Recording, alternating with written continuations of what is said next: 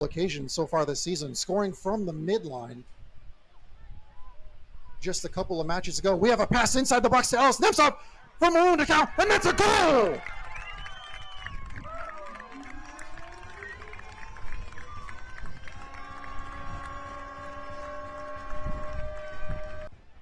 Presley going strong right at the box, feeds that one outside to Mel McCoy. McCoy crosses that one into the box, and that's a goal for Ellis Nemtsov. A live look at the, that's an own goal.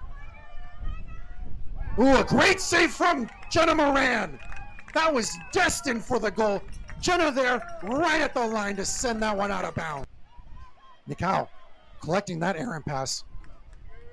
Lifts it up for Courtney Chokel in the box. Courtney Chokel scores off the crossbar.